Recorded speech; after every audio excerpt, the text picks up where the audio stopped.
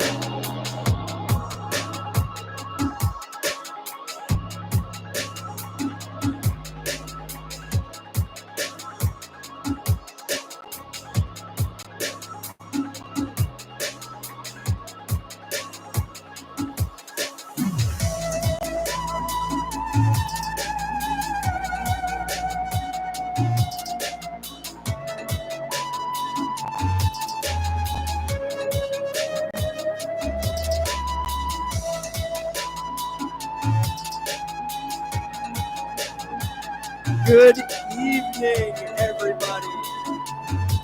Welcome to TEDxYorkSchool. My name is Kevin Brookhauser, and I, along with my co-founder, Grace Q, we're thrilled to have you here celebrating with us tonight.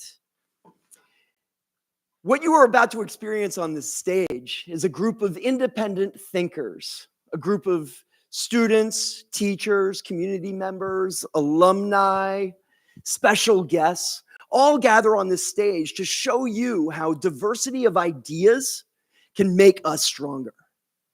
But I think you'll notice one thing that ties us all together. We love big ideas.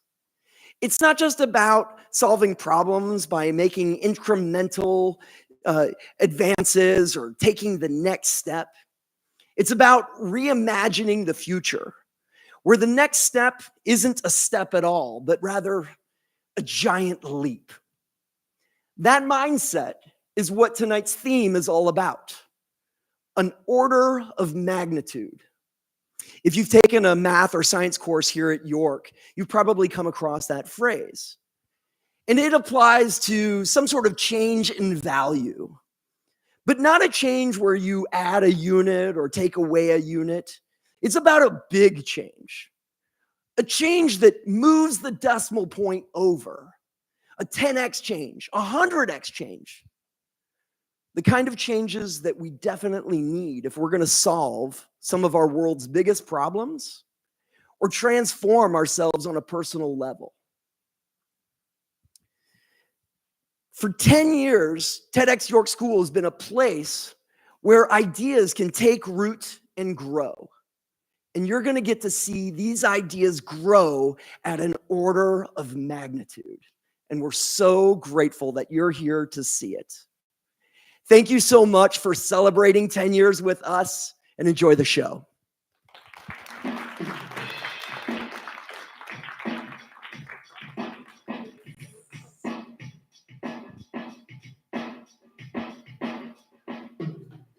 Welcome to something special.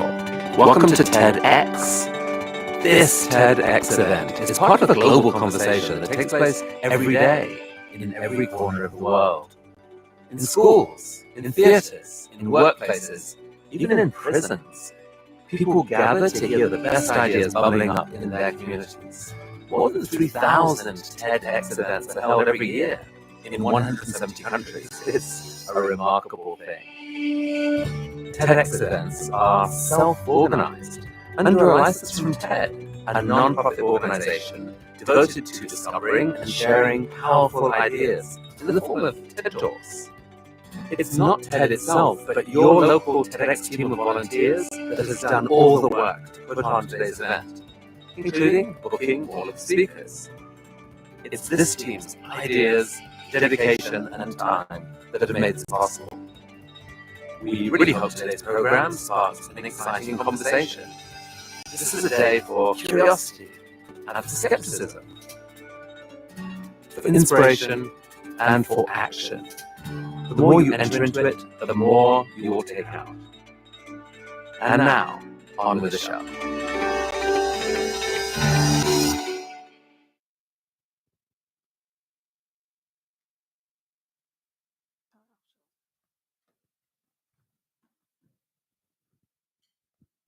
Good evening, everyone.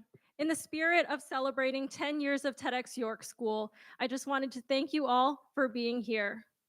We created a video to kind of reflect on our last 10 years here so that you can see the order of magnitude that we've made over the past 10 years. So make sure you silence your cell phones, sit back and relax, enjoy the video, and enjoy the rest of the show.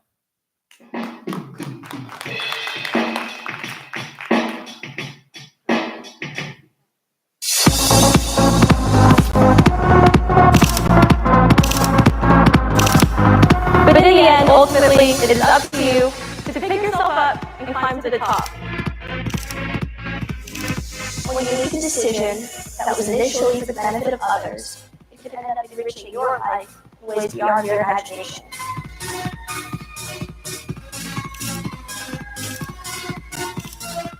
To think about what currently surrounds you What are you noticing that isn't there that you can help make be there? And then make it happen.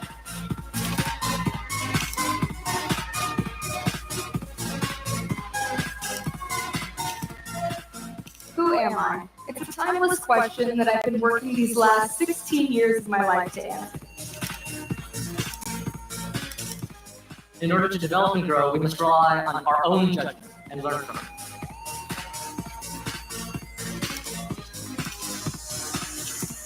People will try to bring you down for who you are, but the best thing to do is to triumph over them, because in the end, they're irrelevant to your success.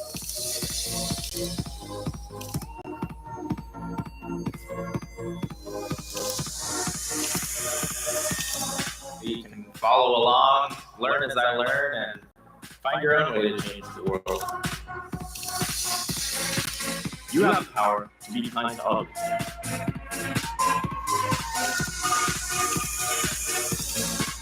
Thinking that this is just a black and white, right or wrong kind of issue defeats the purpose of it all.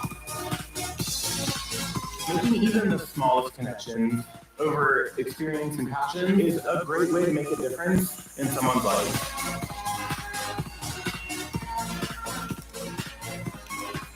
In the face of adversity, there isn't one silver bullet. Take it one small act at a time.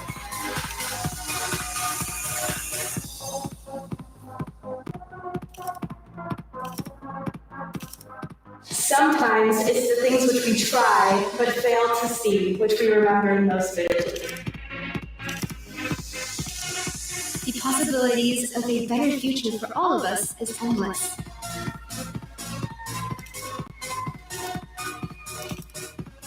The only thing that you should focus on is surpassing your yesterday self.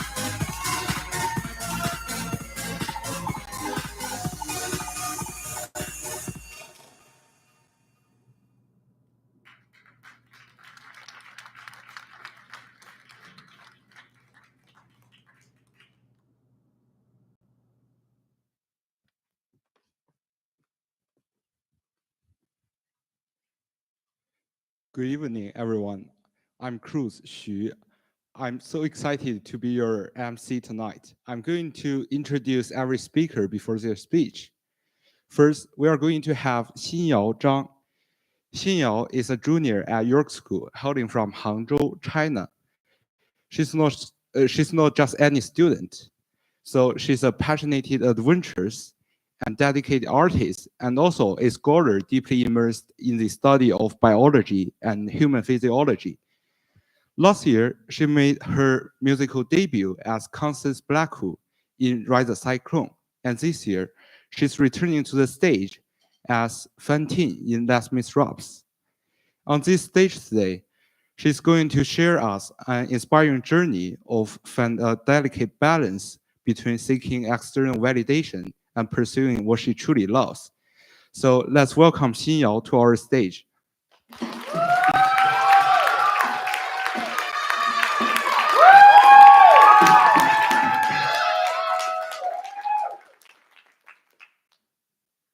What I'm going to share isn't particularly extraordinary. It isn't going to shock you or invite you into a brand new universe of understanding. This isn't that kind of TED Talk. Instead, I'm going to share some story about how seeking praise had played a major role in my life. Although every one of you have experienced this in some way, shape, or form, I think it's still worth talking about. And I hope you all feel seen by what I'm going to share. When I was in 4th grade, I discovered two things: how much I love my Chinese literature teacher, Monsieur, and how much I didn't like my math teacher, whose name I don't want to talk about. One day in Monsieur's class, we were going over our practice test for the big final. Everyone knew what's coming next. She'd announced the top scorer. It always felt like the whole class held its breath for that part. But before I could even settle into my seat, the door creaks open. It was my math teacher. He asked if he could borrow me for a moment and motioned me to the back of the classroom. He handed me this wrinkled, ugly test paper that had a 76 slap on the front. I wasn't even surprised. This paper had been passed back and forth between us 4 times already, just for the correction. And apparently, I still didn't get it. He shoved it into my hand, his voice sharp and biting. How can you keep making these stupid mistakes 4 times? Punch after punch, his word landed on me. My cheeks turned hot. Then, emerging through the heat and shame, came Mishra's voice. I just want to let everyone know there's only one person who scored over 90 on my test. And that person is Xing Yao. Great job. Pretty dramatic, right? But for a 10-year-old me, it felt like a hug that I didn't know I needed. It was so warm and so powerful. That was all I needed to dig my heels into Chinese literature and never let it go. I didn't want to lose the one person who believed in me. I studied hard for every test she gave us, quietly and excitedly waiting for the next chance to make her proud. Her support shaped me for years. Even when I moved into middle school, my love for Chinese literature stayed with me. It became my safety zone, my favorite subject, and the one thing I knew I could always count on to make me feel capable and seen. You can imagine moving across the Pacific Ocean at the age of 14, coming here to Monterey and step into high school life. It was scary. I left far more than just home and friends behind me. Academically, I left my favorite and best subject, Chinese literature, which had been my foundation of confidence. Literature went from being my favorite and best subject to my most dreaded and worst. I mean, how can you feel good after doing a 50-page reading assignment for 3 hours only to realize that you barely made it through 15 pages and you're not even fully understand it? I needed to find something, anything that could make me feel seen again.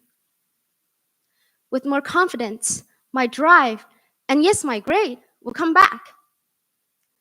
So that's when I was drawn to the stage.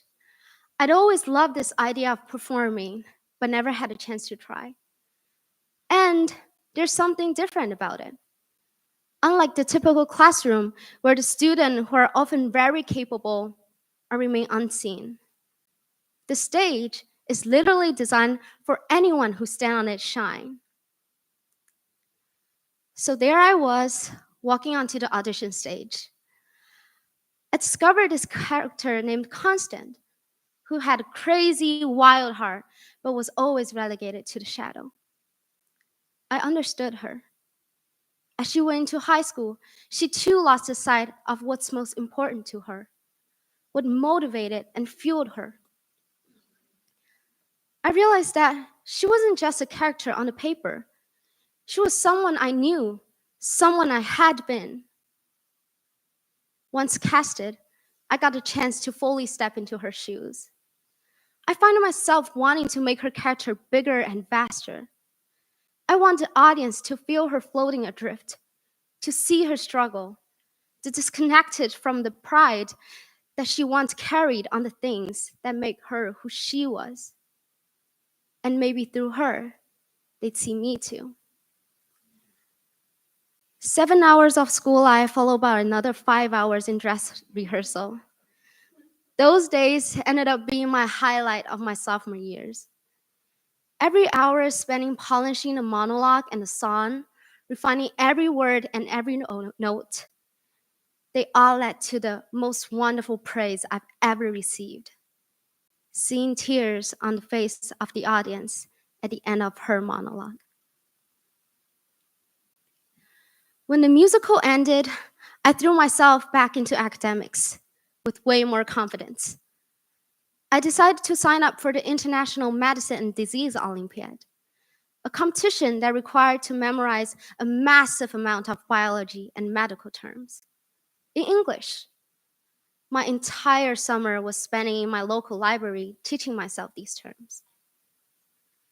I also took on an ambitious challenge in self-studying AP Calculus, with the aim to test out the first portion of the course and advance directly into Calculus BC. I wish my 4th grade math teacher would see me then. How he missed a brilliant student that's worth being proud of. But this decision to commit into 2 intense, time-consuming goals ended up to being a lesson itself. While I earned a bronze medal in the biology competition, my passion and focus for it left me with a little time to adequately prepare for my calculus exam. I didn't pass that test. Though I was so close, I feel awful, embarrassed. A deep sense of regret lingered as I blamed myself again and again for disappointing my new math teacher, whom I love much more than previous, obviously.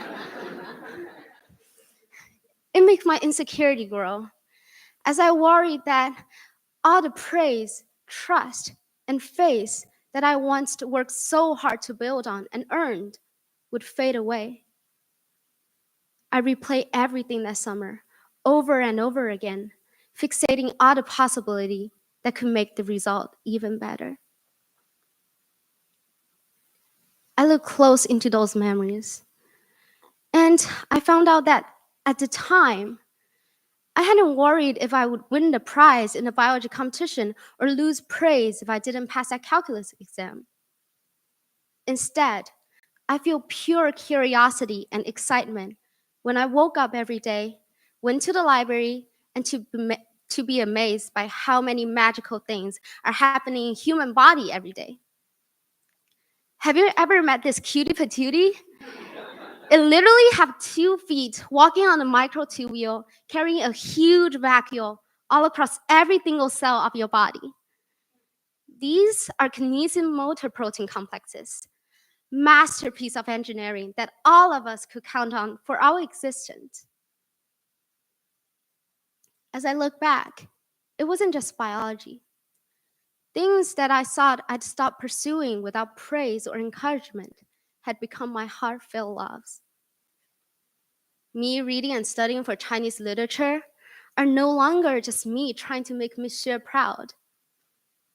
In turn, I'd always loved Chinese literature for the beauty of its words. Me rehearsing for musical wasn't just a mechanism for me to be seen, but a way for me to laugh hard enough with my friend that I could forget everything else. Even calculus, I was surprised that you can almost calculate everything, even the dispersion of light within water droplet. Even though the journey had been long, I now find out that my foundation of confidence that was once built on praise has transformed into something else. I grow past that trivial reward system that I had pursued since childhood. I'm confident, motivated, and feel seen even without praise. And now I learn to be more honest with myself and in touch with my feelings. I can see myself more clearly.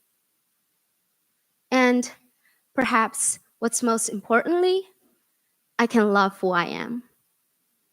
Thank you.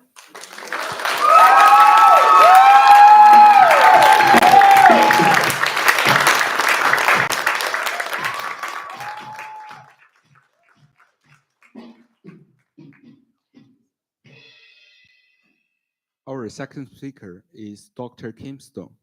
Dr. Kim Stone is a proud alumna of York School 99.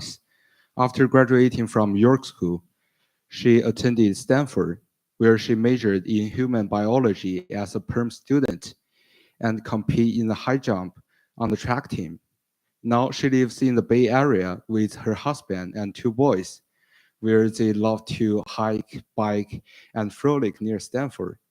She works as a clinical assistant professor of surgery at Stanford, and she loves every minute of it. And her clinical expertise lies in the treatment of breast cancer and the field she's passionate about. So let's welcome Dr. Kim Stone to our stage.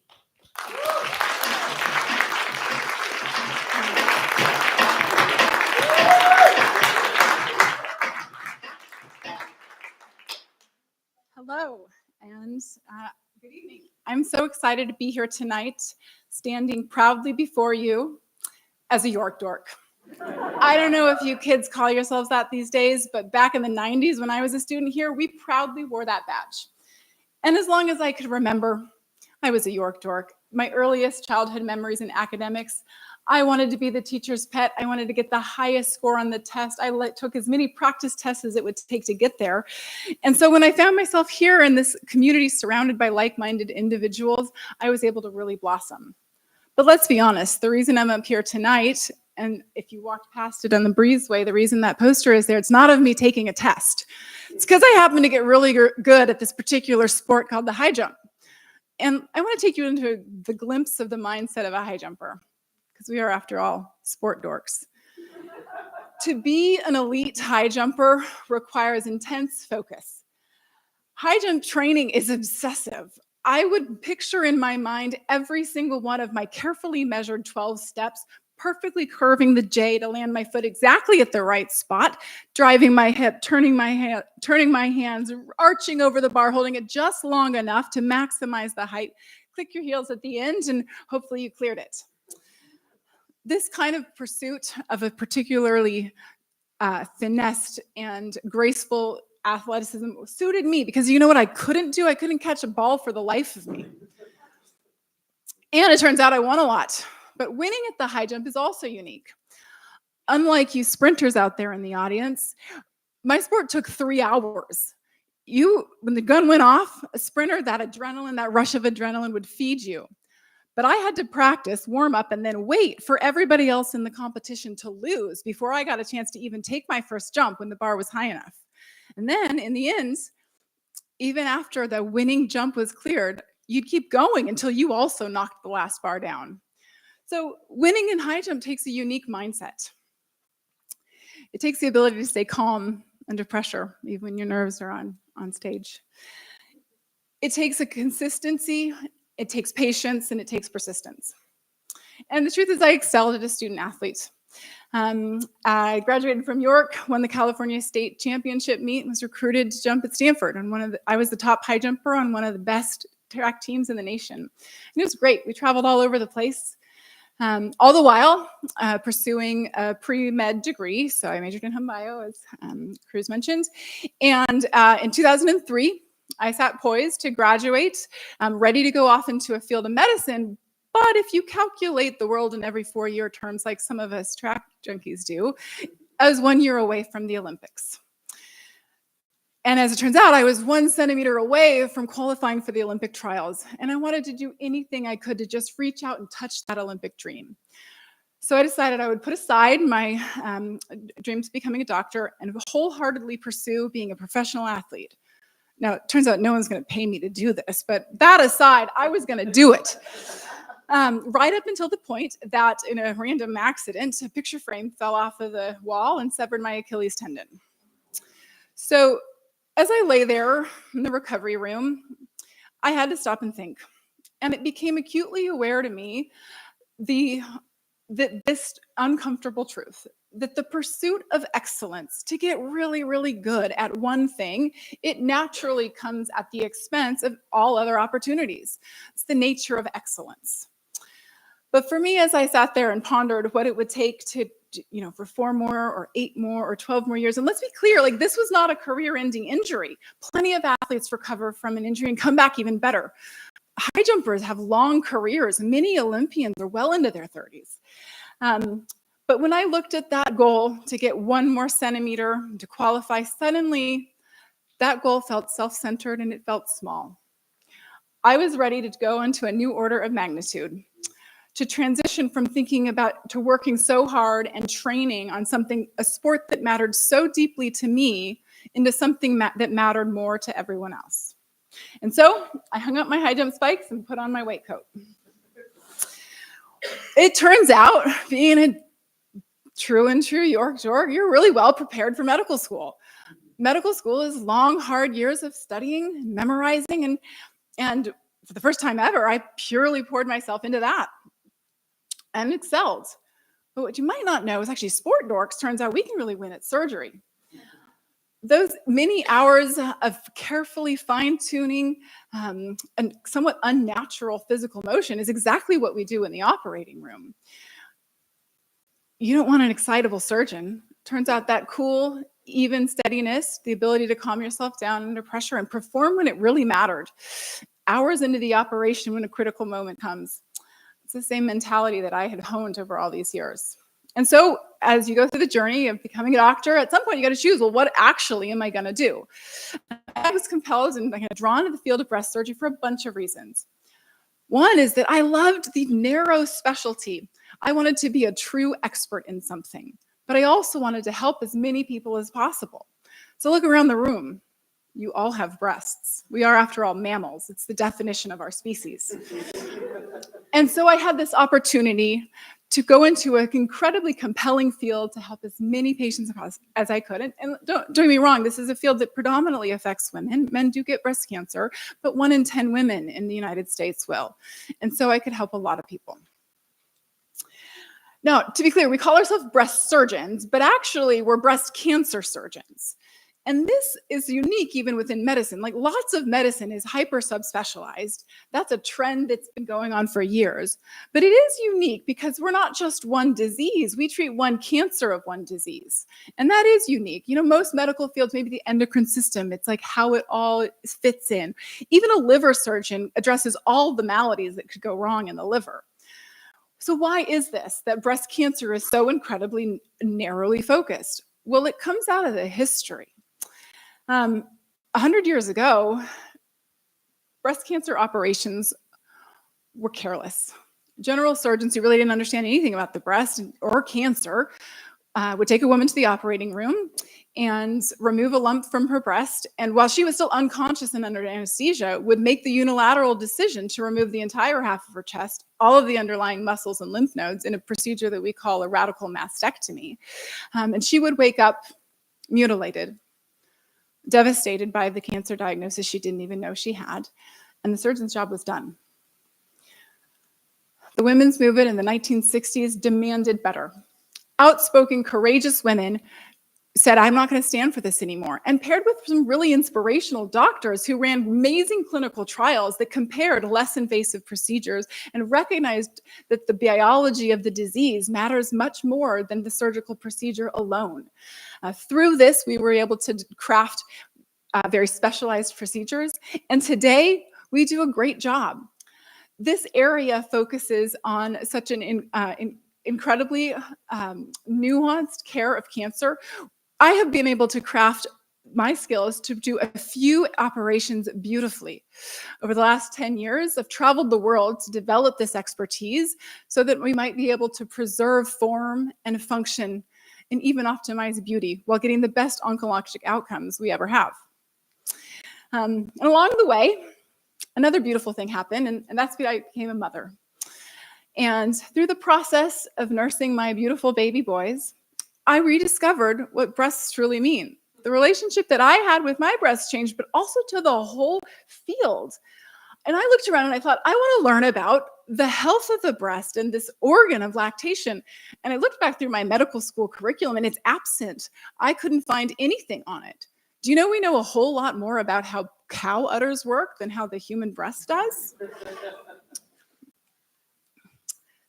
So, you know, I found an organization that specializes in teaching doctors about breastfeeding. And I thought, great, like I found my people. So I showed up, and as a breast surgeon, I am actually the only field in all of medicine that has breast in our title. So I showed up at this conference really excited because, and there's a lot of lactation consultants and some OBs and pediatricians and only one other breast surgeon. This is an international organization of thousands, and I think we're up to 3 now. But the truth is, this narrow field and this place of expertise, while being both an amazing opportunity and an incredibly fundamental component of what I do, I see another opportunity to go bigger. I strive in my own practice and to lead my field into a new order of magnitude where we might transition from thinking about just the crisis care and management of breast cancer treatment to one that supports a woman through her health and through her journey. And so finally, I have so many fond memories of my time here at York, and one of them is sitting in the chapel over there. It's a beautiful building. The sun shines through those windows, and it's a space where we together as a community, hear big ideas. My favorite part was always the benediction, and not just because the speech was about to be done, but because it was a culmination of all the most important points and a call to action. And so, may you go forth into the world mastering your own unique expertise. And may you seek opportunities to serve the greater good and jump ever higher. Thank you.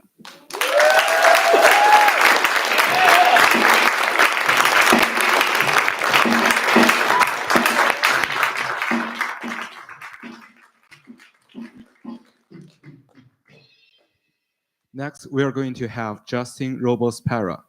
At 17 years old, Justin is already making an incredible impact, not only in school and also in his community.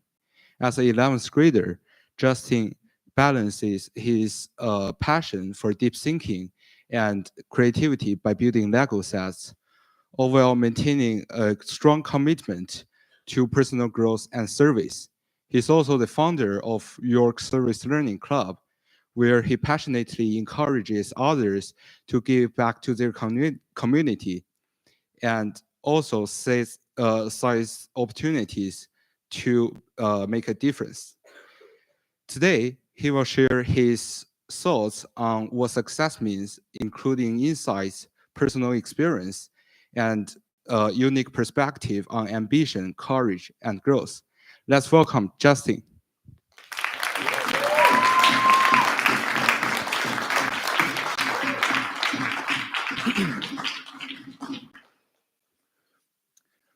What makes someone successful? I've been asking myself this question for as long as I can remember. Ever since I was little, I knew I wanted to be successful, but I didn't really know how I was supposed to get there. When I was in 7th and 8th grade, my school was so small that I had basically the same teacher for every subject. But she was super cool though, because I could ask her almost any question. And I would ask her the most frivolous questions like, how many marshmallows would it take to fill up Noah's Ark? And she would answer wholeheartedly as well. But one day, she asked me, Justin, how do you think that you're going to be successful? And I mean, that's a pretty loaded question for a 13-year-old. So I sat there staring at the ceiling thinking, and it was weird because usually I could come up with some random answer for any question, but this time it was different. I couldn't come up with anything. And I told her, bruh, Miss Morin, I'm sorry, I don't know. And that got me thinking, who am I? What's my purpose in life? Am I just some kid who procrastinates and turns in their homework late, thinking that they're going to be successful without putting in any work? After weeks of thinking, I finally came up with an answer, and I told her, Miss Morin, maybe it's all right that I don't know exactly how I'm going to be successful, as long as I acquire the skills that successful people have. And she told me, wow, Justin, that's actually a really good answer. But she told me, remember this, words are nothing without action. She then went on to tell me that most successful people have are 3 things, and that's aspiration, grit, and a growth mindset. After this, she gave me a piece of candy because my mom had come to pick me up and it was time for me to leave. And I'm not gonna lie, that was a pretty happy moment in my life. Aspiration, in my opinion, is one of the easiest to understand, and it's when you really, really want to accomplish something. And you might already know what that is, or you might not, but it is that intrinsic motivation that pushes you to accomplish something bigger. Today I see that a lot of people lack that inspiration and are just trying to ride the wave. And even though I also want to ride the wave of life, I want to ride the wave in a 200-foot yacht in the Mediterranean with $500 million sitting in an index fund. But aspiration is nothing without action. What I think, after aspiration, there's a growth mindset. After finding that aspiration, you need something that will keep you going even when there's hardships, and that's grit. I'm not gonna lie to you guys and tell you that immediately after she told me about it, I went home and I Googled it right away. No, I mean, I wish I did, but I eventually did, and I found that grit means having a passion towards your goal and keeping with it even when times are tough. Carol Dweck found that grit is one of the key things in success. And this got me thinking I couldn't just choose anything that I thought was cool at the time, like becoming a professional Minecraft player, but I had to choose something that I actually was passionate about, and I had to keep with it. Grit is what keeps you going even when it's easier to give up. Finally, there's a growth mindset. I first really learned about this in a class called Life Learning and Leadership, where we studied a study by Carol Dweck, where she found that most people have either a fixed mindset or a growth mindset. People with a fixed mindset would think that they're inherently either good or bad at something and they can't really fix it. But someone with a growth mindset would think that they could get better at anything as long as they tried to get better.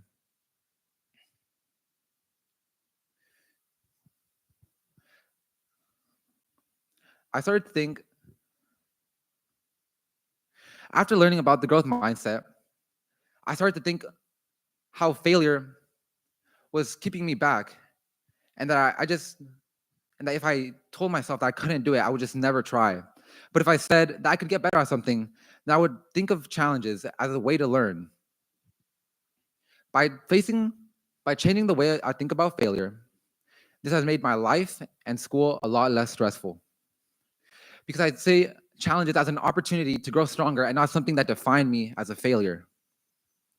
Today, when I think about success, I think about these three things and how they go hand in hand. Aspiration gives you that goal. Grit keeps you going with that goal, even when there's setbacks. And a growth mindset doesn't let you get discouraged by them. Someone I really look up to once told me, Justin, you're barely starting to live life.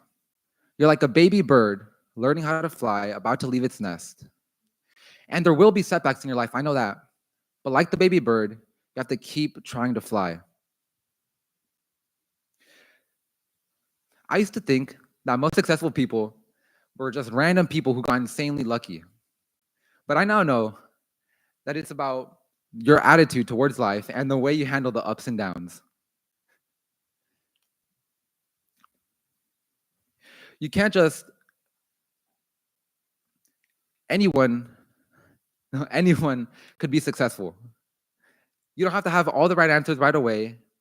You could be anyone to dream big. The last things I want to leave you with is that no matter what you do in life, make sure that you are happy with it.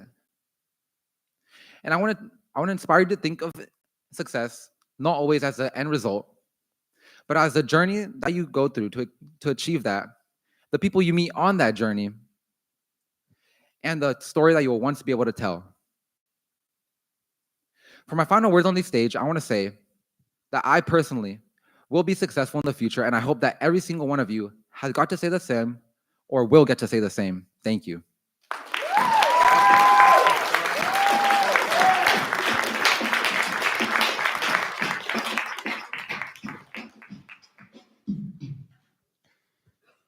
Next, we are going to have Brian Kim. Brian is an enthusiastic senior at York School and she really loves music. In addition to his musical talent, he's also an athlete who enjoys weightlifting and playing tennis and basketball and discussing sports with his friend. Today, he will show us a lesson that he learned from drumming about energy, connection, and resilience that have shaped his outlook on life.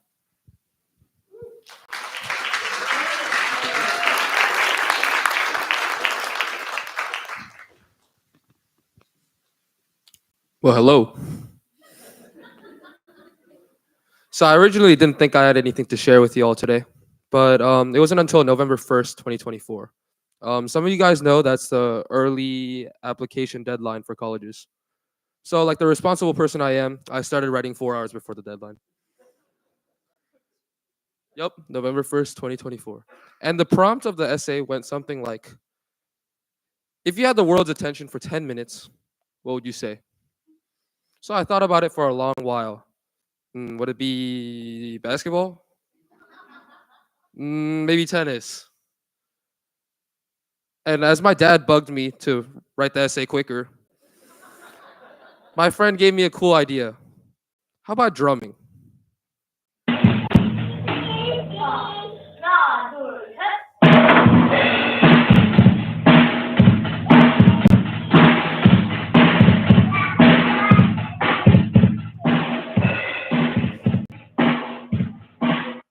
Pretty groovy, huh? Yep, that's me drumming to a song that my sister made on her toy guitar. I've drummed all my life. And when I drum, I go into something I like to call my flow state. As a drummer, you are the heartbeat of the band. I mean, it's kind of cliche, but you are the heartbeat of the band. And when I drum, I become one with the other musicians. When I drum, I often don't even think about what I'm doing. My hands and feet just kind of sync with the notes of the bass and the rhythm of the guitar. But as a drummer, you have a very important role. You are the emotional connection between all the instruments. You energize the band. So for example, if I played the drums very quietly while the other players followed along, then it would give me a more calming sense. The music would be calmer and it'd be more quiet.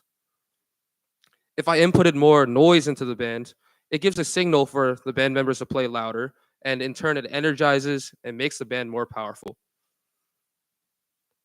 And that's exactly why I love drumming so much. I get to connect all the pieces together and energize the group to give them the power to drive the music forward and to convey it to the audience in the right way. So yeah, drumming is my life. But as I reflected on this, as I reflected on this, I realized that many of the principles of drumming could be applied to my life. For example, if I need to energize one of my friends and they're feeling down, I can cheer them up. Or if I need to calm someone down and talk to them when they're having a bad day, I can do that too. Now, I have a bit of a temper. If any of you play on my sports team or have been around me long enough, I have a bit of a temper. This is exactly the reason why I lead my basketball team in technical fouls. My tennis coach likes to call me weed whacker because I throw my tennis racket into the bush. But when that happens, my friends, Trevor and Alvin, my best friends who have stuck with me all 4 years of my high school, always calm me down and find a way to bring me back to earth. In a way, it calms me down and it helps me, I guess, become a better person or not be consumed by my rage. And I've gotten way better at this, but I need them still. They're very important to me.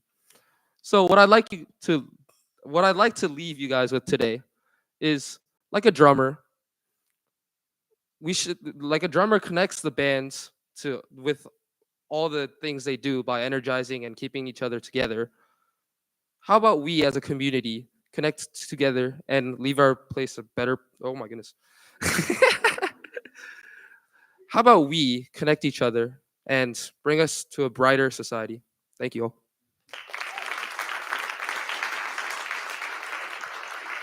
all. So nobody else is dressed in a suit so far. And if you guys are wondering, I have the two people who are right up on stage with me just now.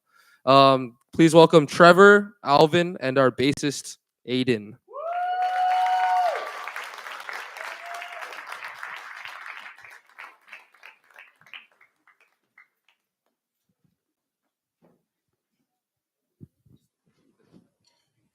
All right, so everyone, I don't know if he told y'all, but we're gonna be doing a little song, "Pink Plus White" by Frank Ocean.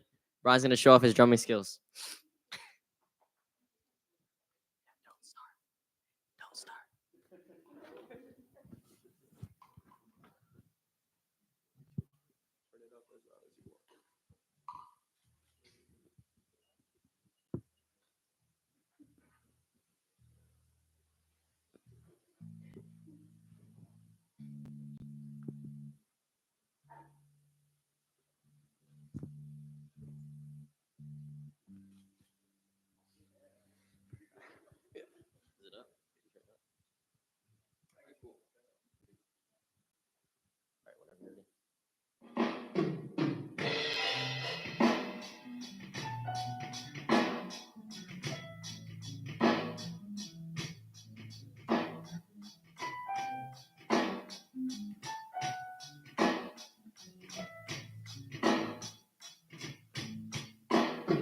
That's the way every day goes. Every time we have no control. If the sky is pink and white, if the ground is black and yellow, it's the same way you showed me. Nod my head, don't close my eyes. Halfway on a slow move. It's the same way you showed me.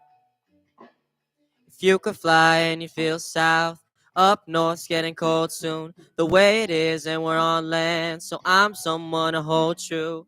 Keep it cool when it's still alive. Won't let you down when it's all in ruin. Just the same way you showed me. Showed me.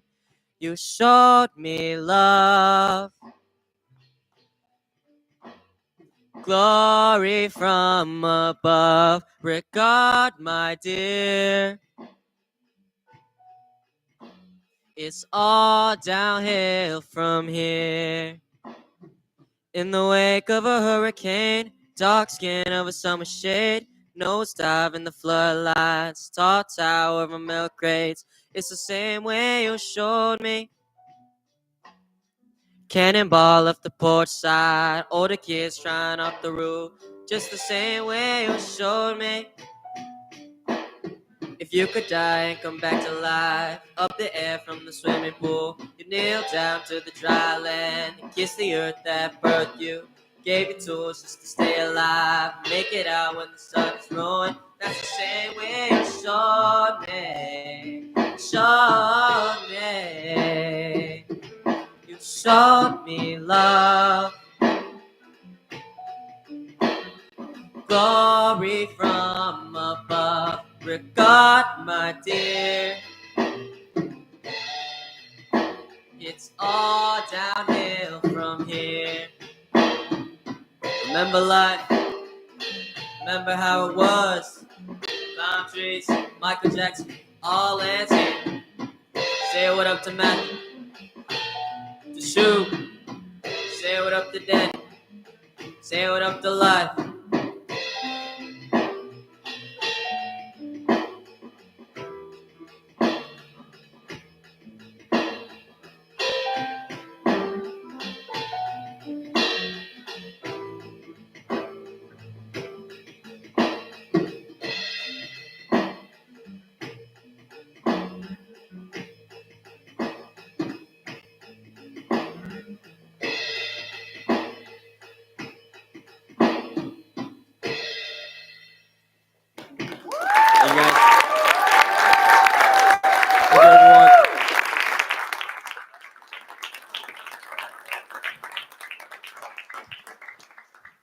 Great job, Brian and the band. Thank you.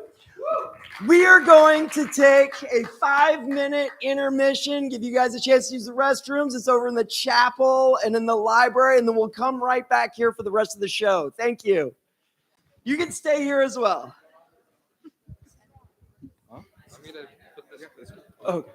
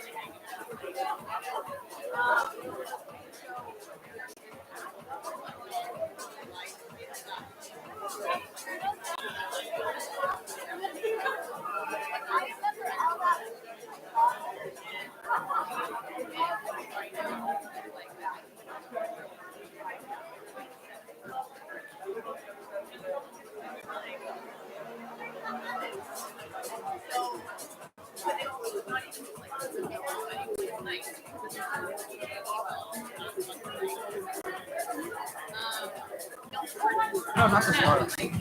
The one on her phone. Those are great.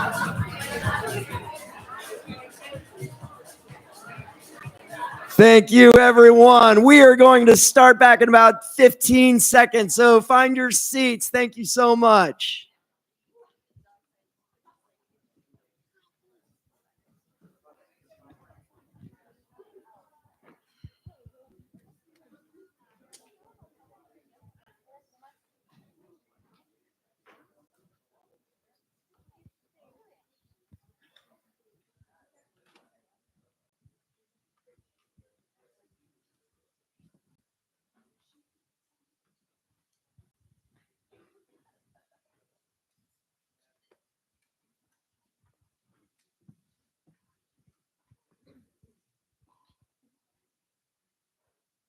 Our fifth speaker of the day is Yolanda Chen.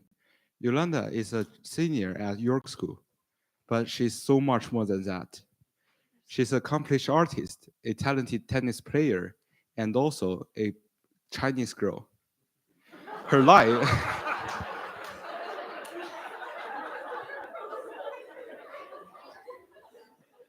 her life is filled with endless adventures and priceless memories that have shaped her her character. Get ready, because her upcoming epic journey of self-discovery through adventures with her beloved grandfather is about to be the story that you will never want to end. So let's welcome Yolanda.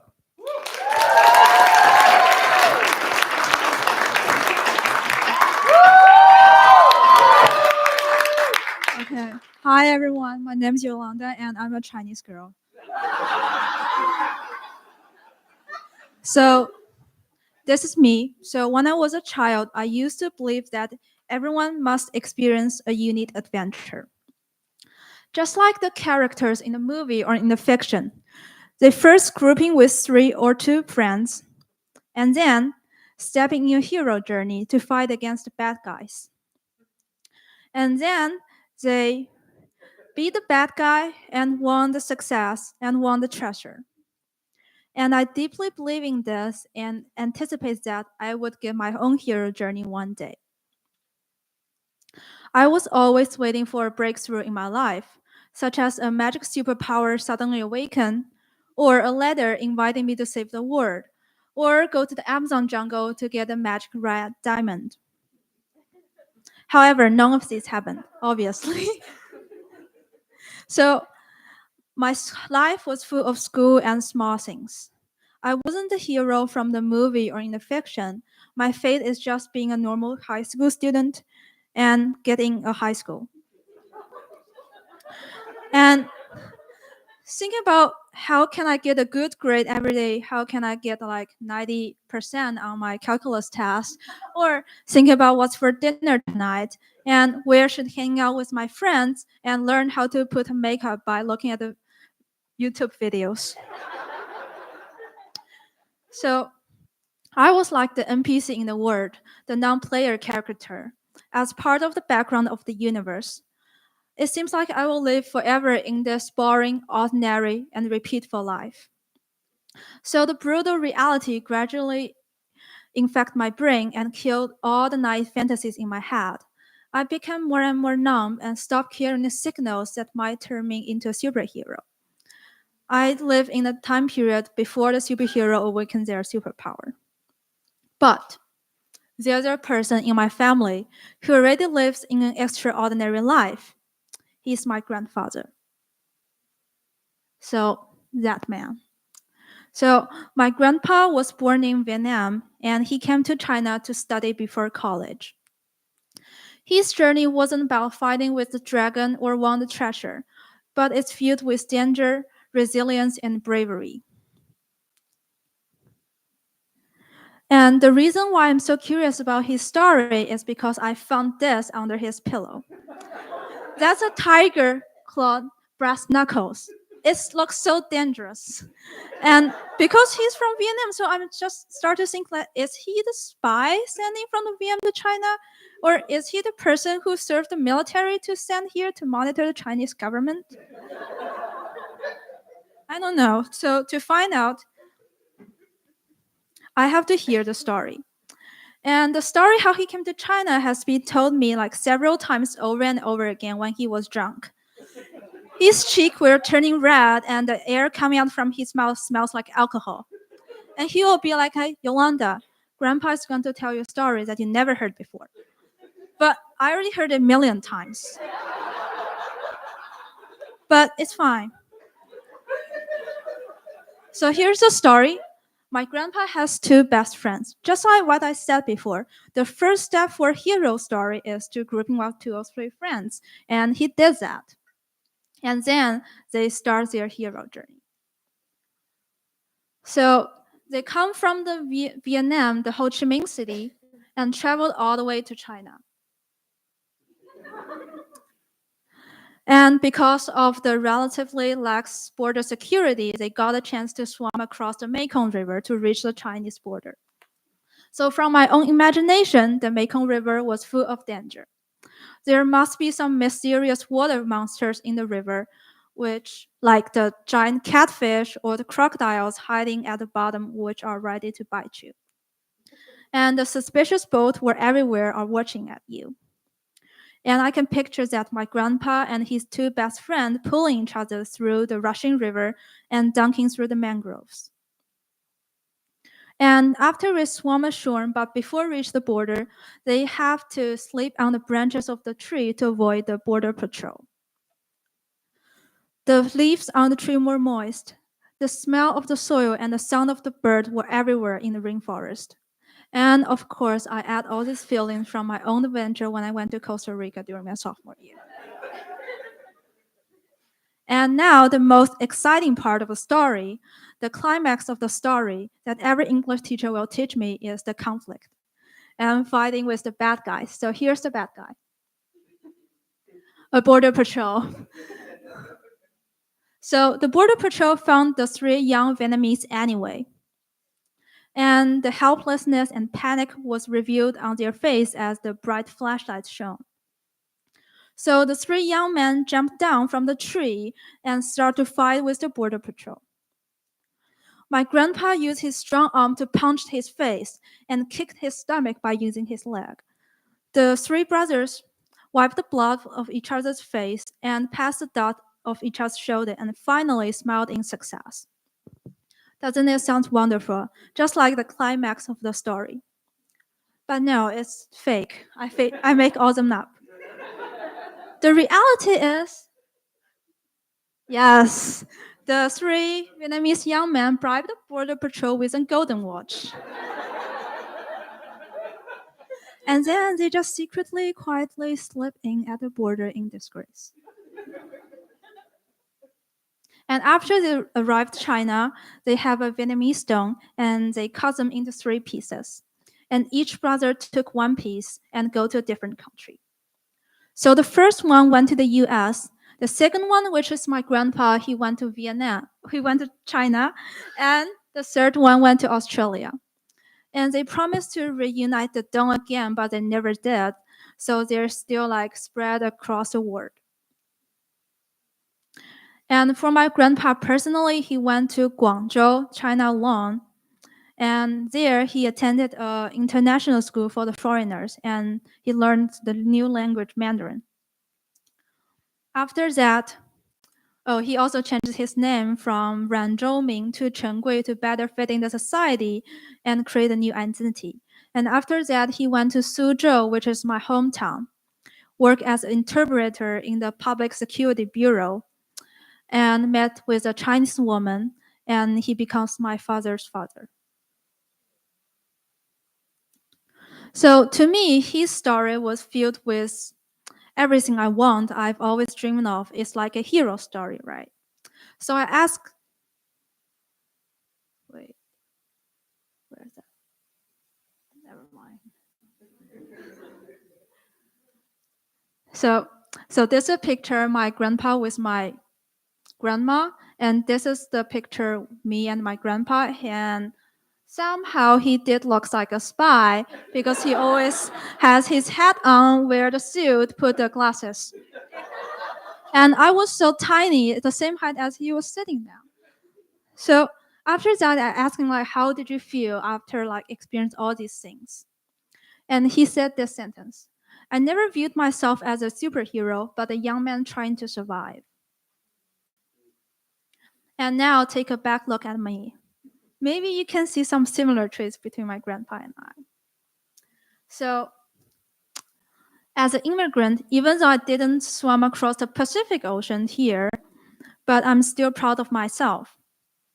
Like my grandpa, we both use our second languages to take root in this land where no ancestors ever arrived before. We come here to learn, to study, to make friends, to create a new identity and maybe get a job in the future or start a new family here. So when I was 14, I traveled all the way from China to here, which is like 14,000 kilometers without my parents. The fear and panic was like needle in my chest. And then I started my high school. I met so many people. I met my favorite teachers, who are like my favorite people right now. They support me when I was in difficult times.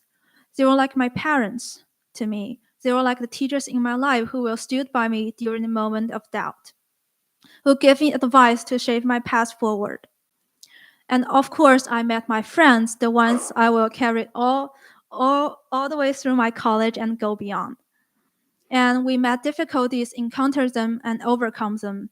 We support each other during every twist and turn.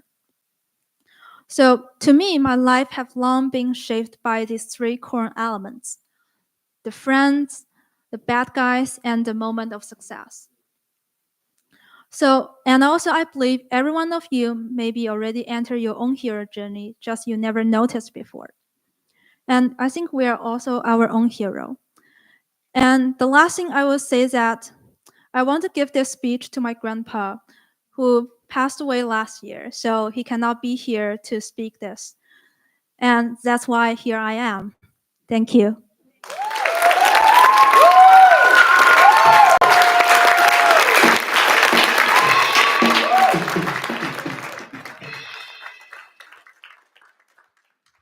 Our next speaker is Elizabeth Silva. Elizabeth is a junior from Palo Alto High School, passionate about math and its role in public policy making. And she's a well-rounded individual who loves classic literature, singing in choir, baking, and running. And today, she will show us an incredible journey of upcoming math anxiety and advocate for a more inclusive approach to math education. Let's welcome Elizabeth Siva.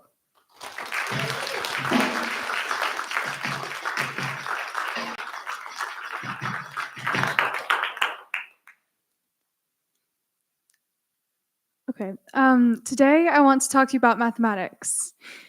Now, I'm sure at least some of you recognize what's on the board behind me. Oh, wait, shoot. I'm sure at least some of you recognize what's on the board behind me, even in a general sense. I'm also sure some of you just felt your stomach drop at the sight of these equations. For context, this is a second-order, non-homogeneous, nonlinear system of partial differential equations. And when I first saw this system, I too felt what can be best described as an impending sense of dread. For further context, this system kicks off Stanford's textbook for its differential equations class, also known as Math 53. So today I want to talk to you about mathematics, but I also want to talk to you about that intimidation and confusion that you hopefully felt, and how it disproportionately affects girls in the classroom. The underrepresentation of women in higher-level mathematics is a widely recognized phenomenon. As you can see from the screen behind me, despite recent increases, the number of women in STEM fields remains at 26%. This is in addition to the 15% of female engineers and the 44% of women in math occupations. Now, this data comes from the US Census Bureau, taken from the year 2020. There have been a number of proposed reasons for this discrepancy, ranging from the crazy, one Reddit user blamed it on testosterone levels and long hair, to the sexist. Former Harvard Dean Lawrence Summers blamed it on an inherent gender discrepancy in variability and intelligence. Now, my personal experience has found neither the crazy nor the sexist to be true, but rather the fact that girls fall victim far more often to thoughts like, I'm not good at this, or math just isn't my thing, or when will I actually use the quadratic formula in real life? Well, these thoughts have a word, and it's anxiety. Math anxiety. I felt my fair share of anxiety. Even though I now love the subject. In the 6th grade, I vividly remember seeing the equation x + 1 = y and having a mini freakout session. That same year, I had the opportunity to take a skip test to skip grade 6 level math. I ended up failing this test, and I was a little bit disappointed. Now, I'm a junior this year, and if you want to do the math, you'll realize that it was my 6th grade year that the COVID pandemic went into full swing. As many of you know, as a result of the virus, California went into a complete lockdown period. This period was actually integral to my mathematics journey because during it, I had 6 weeks where my school district had no classes. I used this time to study mathematics on my own and do a pretty deep dive into the subject. When grade 7 presented another opportunity to write the math skip test, I walked in feeling hopeful. This time I had months of mathematics experience behind me, and I didn't think there was any conceivable way I could fail. And yet I did, I failed. I felt a little discouraged, and I wondered why it happened. When grade 8 finally presented another opportunity to write the math skip test, I walked in feeling again hopeful. This time I passed, and I ended up taking geometry a year early. After these early middle school experiences, I've continued to take AP Calculus BC, multivariable differential calculus, linear algebra, multivariable integral calculus, differential equations, real analysis, complex analysis, and at this point, I've completed much of an undergraduate university-level math degree. I'll say, though, I still get a little spike of anxiety when I see a long, technically difficult proof. Girls' math anxiety, often driven by underlying societal pressures and gender norms, can become apparent in class ratios of girls to boys and later career ratios of women to men. Those who hold a STEM bachelor's degree or higher earn a median salary of nearly 50% more than those who hold non-STEM degrees. Now, time and time again, studies have found that this lack of women in math-intensive fields is a contributing factor to the gender wage gap. So yeah, it's not good. I'll say, okay, I've seen this underrepresentation too firsthand. In my freshman year, I had the opportunity to take the AP Calculus PC exam. Now, predictably, the vast majority of students taking the exam were juniors and seniors, but there were 6 or so other freshmen taking it with me. Out of the 6, I was the only girl. Upon realizing this, I didn't burst into tears or walk out of the class, but I did feel a subtle sting. During test breaks, I didn't have anyone to talk to, and it made the entire experience really isolating. There have been other times with similar unfortunate results. Moreover, this issue isn't one that can be easily solved. This is exemplified by the 30% of female PhD students in mathematics, which has remained essentially unchanged since 2006. But that's not to say that steps can't be taken, because they can, beginning with advocacy and at an even more grassroots level, encouragement. In my sophomore year, I had the opportunity to volunteer with Dreamcatchers, a nonprofit organization centered on tutoring underserved middle school kids. It was a little disheartening at first to realize that the vast majority of students struggling in mathematics were girls. But over time, I realized that every time I helped somebody solve a fraction or we worked on multiplying negative numbers, we were together overcoming their mathematics anxiety. I continue to volunteer with Dreamcatchers to this day, and I'll suffice to say that it has been a truly rewarding experience, showing me the sheer power of effective mentorship and community. And I know it sounds cliche, but it's true. Teamwork makes the dream work.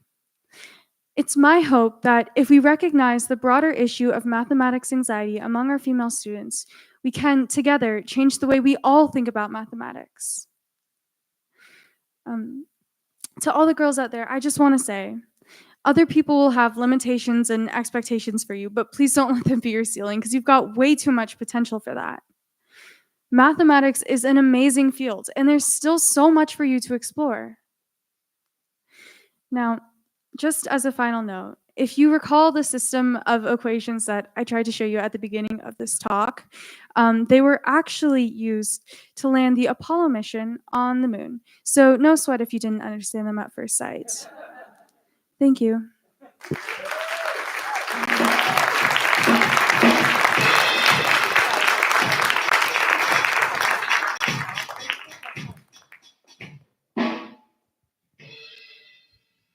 Next, we are going to have Jakaya Macmillan. Jakaya is a vibrant 17-year-old in her junior year at York School. She's already shown her incredible resilience and ambition. She's a crime show fanatic, and she dreams of becoming a lawyer and attending FAMU. And she has faced challenges at a very young age after the passing of her grandma, Josephine. But she's found strength and resilience through her grief. And today, she's going to show us her unique perspectives, passion, and strength. And let's welcome Jakaya Macmillan to our stage.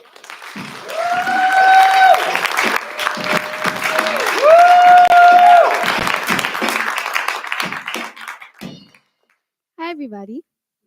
So, 2 years ago, I was first met with the news that my grandma Josephine passed away. At first, I didn't know how I should feel. I felt stumped, like all the emotions I felt weren't usual. I felt numb. Some days I wanted to talk, some days I didn't. I felt weird that I didn't respond like the rest of my family, and some days I just felt angry, but couldn't understand why. I didn't know what grief was. I thought I was crazy and inhumane. It changed how I look at not only myself, but grief overall. Recently, I turned to work done by famous psychiatrist Elizabeth Kubler-Ross. Kubler developed her 5 stages of grief to describe people with terminal illnesses facing their death. According to Kubler, there are 5 stages of grief, which are denial, anger, bargaining, depression, and acceptance. And this may be bold of me to challenge Kubler, but I believe that grief can come in a variety of different stages and always varies depending on the person. I also believe that grief does not occur in a direct order, and for some people, it doesn't occur at all. I believe that when it comes to grief, there are no direct steps or stages. While I do believe that the stages are real, I believe that grief isn't something that is set in everybody's brain and everybody is able to interpret it differently. I set out to do my own research on the topic. I conducted interviews in my high school that asked questions like, how would you feel if someone close to you passed away? Or how would you feel if your idol passed away? And with each person, the data varied. Some said they would laugh, some said they would cry, and some said that they just wouldn't care. This completely supports my belief of grief being a truly individualized process and depends just on you. Through the loss of my grandma Josephine, my grieving process, and my research, I came up with my own revised definition of Cooper's 5 stages of grief. First, and most common overall we have is denial. Denial is the buffer, the big security guard protecting people. Denial is the psychological defense mechanism to which a person refuses to accept reality or facts to avoid being in uncomfortable emotions or situations. You just went to the doctor told you that you need to stop eating so much sugar before you develop diabetes. And the first thing you say is, he's just doing too much, I always eat this much sugar, I'll be okay. Then you're in denial. I mean, I am too. I still believe that my grade in anatomy should be way higher than what it is, and she just didn't double check my paper.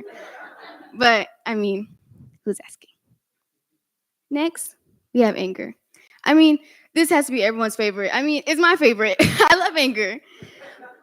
I get angry when someone touches my leftovers that have my name clear as day on them, or when someone eats my chips. In all seriousness, though, anger is something that everybody feels. It is a good feeling that people need to function. It can also be seen as a driving force when acknowledged correctly. But if you feel like blowing up like this guy up here, then you might not be accepting your feelings correctly.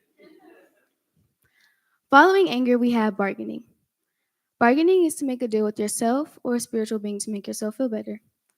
When my nana first passed, I went through bargaining a lot. I would say things like, I wish I would have told her I loved her instead of being mad, or I wish I would have noticed all the signs earlier and maybe I could have helped her. Both these statements are textbook examples of bargaining. When going through grief, you are bound to wish that you could have rewritten or diffused the situation, and that's where bargaining comes in. Bargaining can sometimes bring in feelings of relief, regret, or guilt. Next, we have depression. I think everybody has either experienced or felt this before. When my nana first passed, the feelings hit almost immediately. The wanting to feel numb, the crying, the long nights just up staring, it felt horrible.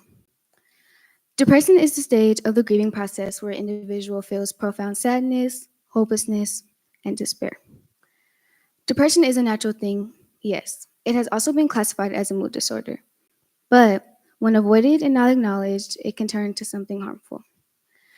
Depression, especially caused by the loss of someone, can result in a broken heart, which leads to a 20% suicide rate. Lastly, we have acceptance. According to Kubler, acceptance represents a sense of peace with the reality of a loss, even though the pain still may linger. Now, acceptance doesn't necessarily mean an individual is okay with the loss, but they have acknowledged its permanence and decided to move forward with life. Acceptance is a reality, understanding that this person may not be here anymore, but still holding on to the sweet memories and reminding yourself that they will not want you to cry over them can help you get through your grief faster. Use acceptance to your advantage. Take some time for your well-being. Although acceptance is the happy ending or can be seen as the final stage, there are still so many misconceptions surrounding it. Some believe that acceptance means forgetting altogether what happened. But in reality, it isn't about forgetting or minimizing who you lost. It's about finding a way to incorporate it into one's life so they can continue to live life more meaningfully. Research shows that grief in teenagers can be completely different based on the person. Some may crack deep, dark jokes, some may cry, some may turn to substance abuse, and some just may shut everybody out. Grief is a natural thing, yes, but it is believed that teenagers cannot handle all their emotions coming out at once like adults. We don't know how to feel or how to handle it. Grief is a complex and intensely personal process. It involves handling a variety of different emotions and adjusting to life with a loss. Recovering from emotions requires self-compassion, allowing oneself to grieve without criticism or pressure. Grief is a journey that continues to evolve. It reshapes our identity and our perspective. Although the pain may lessen, grief still teaches us that mourning is a natural part of life.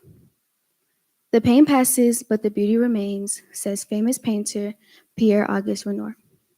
Even though grief can take a toll, it's important to find your spark, live your life, and remember you are loved. Thank you.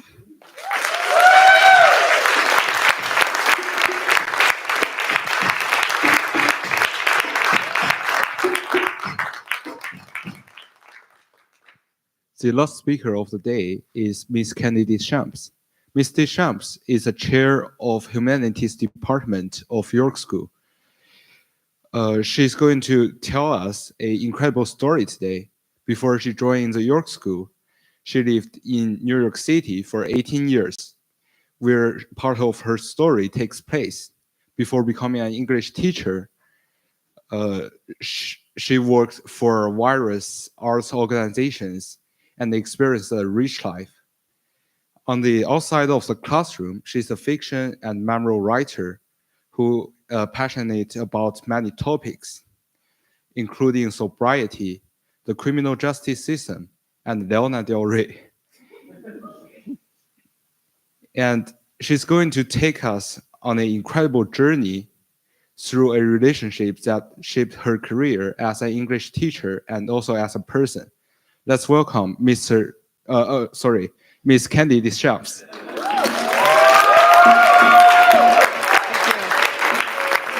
No, that's good. Hi, everyone. I'm going to tell you a story about when I was in high school myself, which was in the 90s. I was a high school sophomore in 1998, and then my favorite class was English class. Yes, I'm an English teacher. Okay, fine.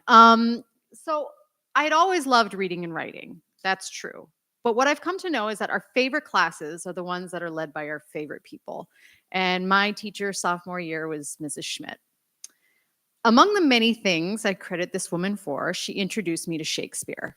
I mean, I'd had to read Shakespeare before, but she introduced me to the real Shakespeare. Dirty, weird, bloody, raw. And she believed in bringing it to life. So she took us in our class to a production of As You Like It in New York City. And it was directed by her own daughter, Erica Schmidt, who had just graduated from Vassar, and all her friends were in the production, and it was very cool. In fact, 23 years later, I would name my own daughter Rosalind after the heroine of that play. So I think it's fair to say it left an impression.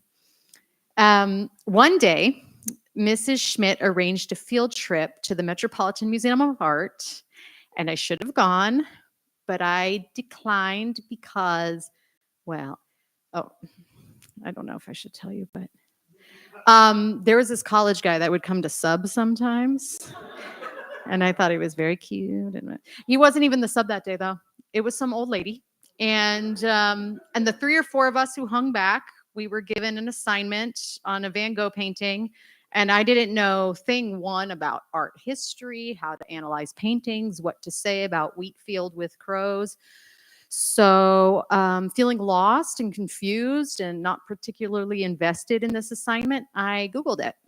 Actually, Google wasn't really a thing. I looked it up on Yahoo. Okay, so I looked it up on Yahoo and I found a webpage that discussed many Van Gogh paintings in detail. And I found one, I still remember this line about Wheatfield with crows. The vibrant strokes of color meet a darkening horizon punctuated by crows, evoking the ambivalence of nature. I was like, that sounds good. So, copy, paste, and that's what I turned in. I'd like to tell you that I knew what I was doing was wrong, but I didn't really give it much thought, to be honest, until a week later. Mrs. Schmidt was standing in front of our class, and she had these very big, round blue eyes, and they were filling with tears. She said, there was extensive plagiarism done on this assignment. She was so disappointed. She didn't call any of us out by name. She just said, just redo the assignment. I'll give you partial credit. And she just moved on with class. But I felt terrible. So afterward, I went up to her and I said, I'm so sorry. I'm going to redo it. And she goes, Candy, you could take a 0 on this and still get an A in the class. She was a very practical teacher. And I said, no, I insist, you know, and I redid it. And I don't know what I turned in, guys. I don't know how much credit I got back. I still don't know anything about Vincent van Gogh, but I will say that I knew that this is how I was going to make amends to her. Because what I had endangered with my dishonesty was this working relationship with this person I admired, this fellow lover of the arts, and you know, this teacher who meant something to me as a person. So anyway, you know, I moved on in high school. We stayed in touch, which in a high school as big as the one I went to kind of means something. But as happens when you go to college and you have a job and, you know, living on your own, we lost touch. In 2010, though, I decided to become an English teacher, and I wanted to tell her how inspirational she had been to me. So I Googled her. So Google by now solidly a thing. It's 2010. But her name is Anne Schmidt, which is kind of common, and it's not like she had social media, so I couldn't find her. But I remembered her daughter, Erica Schmidt.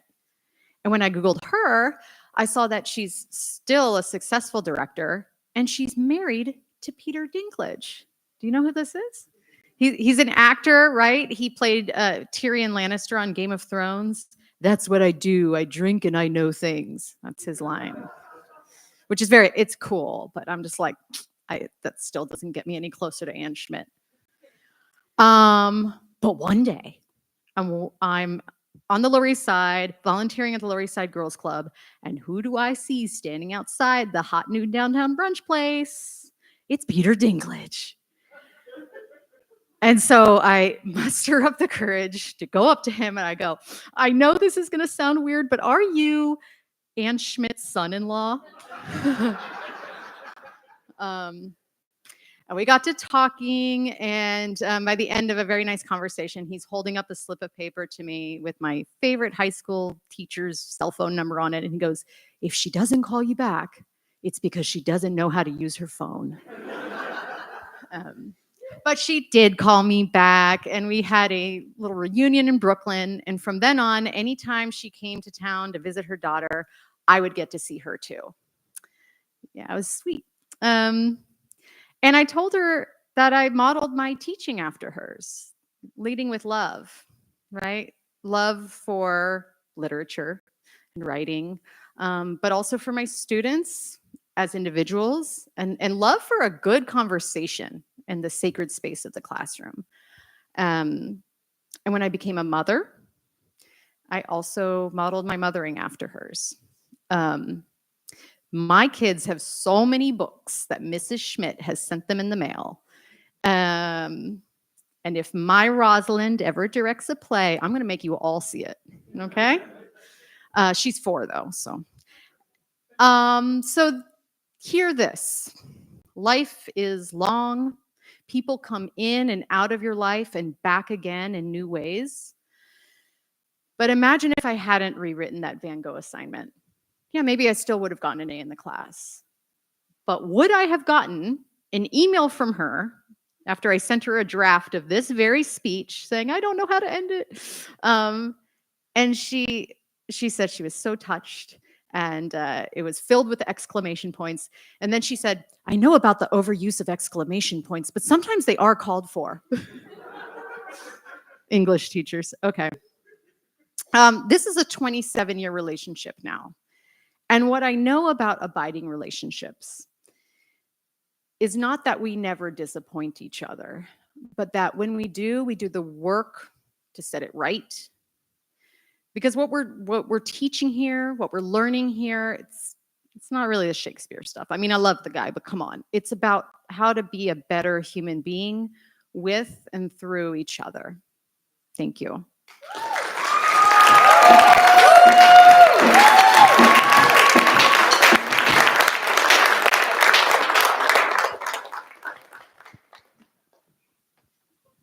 Well, that's the end of it, everyone. The end of our 10 years here. Thank you so much for celebrating with us. I just wanted to give a big thank you to all of our speakers down here for exercising the courage. Yes, clap for them.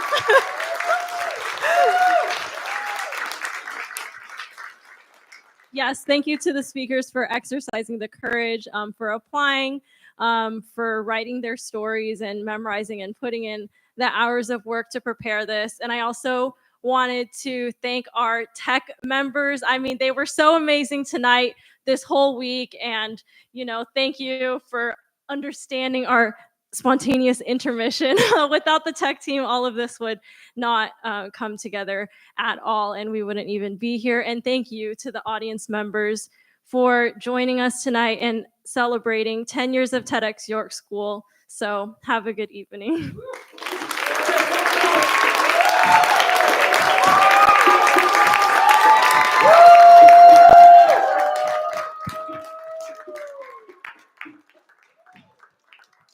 Thank you, Scott, for this amazing set.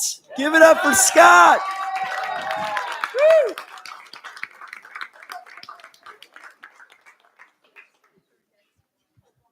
Come on up and let's get some music.